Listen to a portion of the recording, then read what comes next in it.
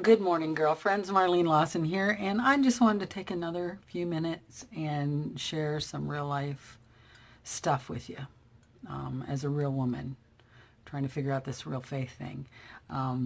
There's some things that bug me, things that annoy me. I'm sure you have the same issue.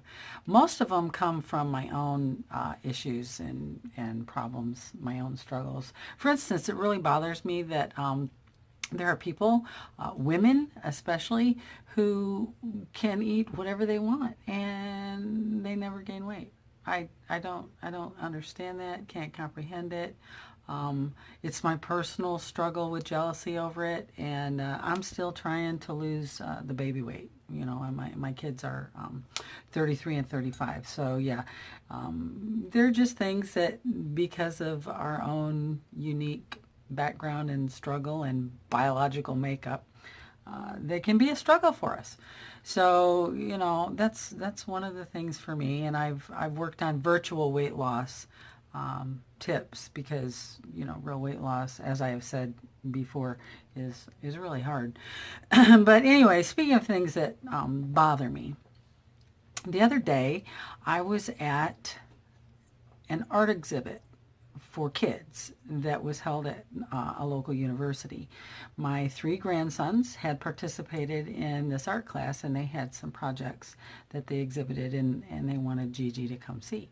And so I took my three granddaughters, my son's kids, and we went and looked at their really cool projects. And by the way, my grandkids are super talented. I don't know about yours, but anyway, and at the end of the exhibit, it was time for the kids to go collect their things and take their art home with them. And so my daughter took her three boys to the various rooms that their exhibits were in.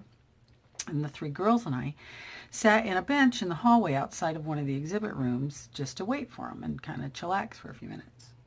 While we were sitting there, this young couple walked by with two kids. This couple, I would say, was probably in their 30s, maybe my kids' age, maybe a little bit younger, because their kids were younger.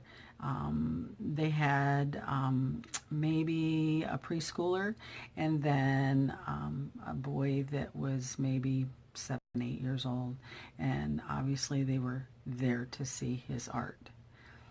But I noticed them because the hallways were starting to thin out a little bit, and this woman was talking at her husband, who was walking maybe 5, 6 feet ahead of her with a smaller child.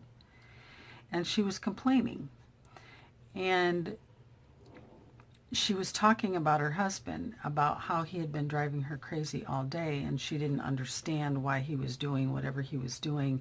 He was walking ahead as if he couldn't hear her.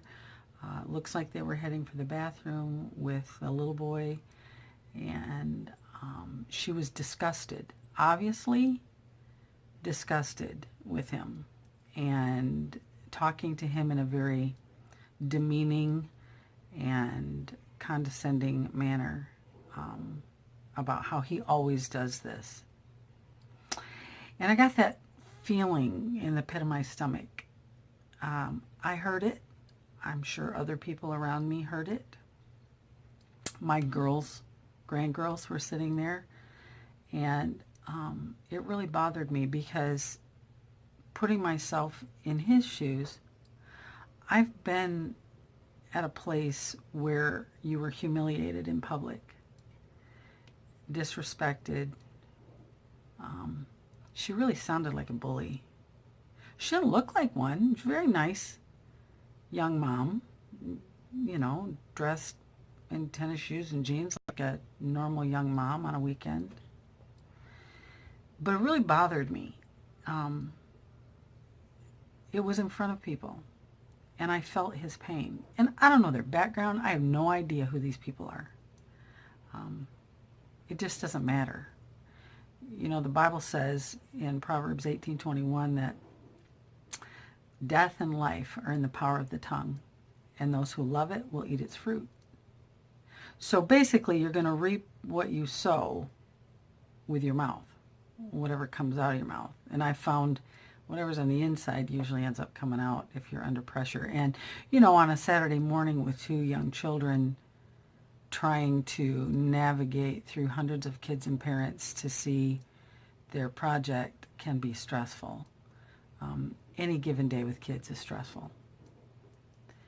But my problem is, girlfriends, is our tongue and what we do with it. And this is my struggle.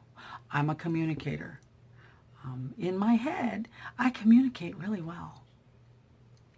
Unfortunately, the people who are listening to me, for example, my husband, he doesn't really hear the words that I'm saying.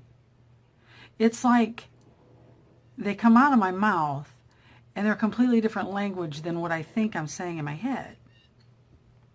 There's a radio station. It's a secular radio station in town, and there's these two DJs in the morning, and occasionally I listen to the station, and they always wrap up their segment with, today, work at being smarter and kinder.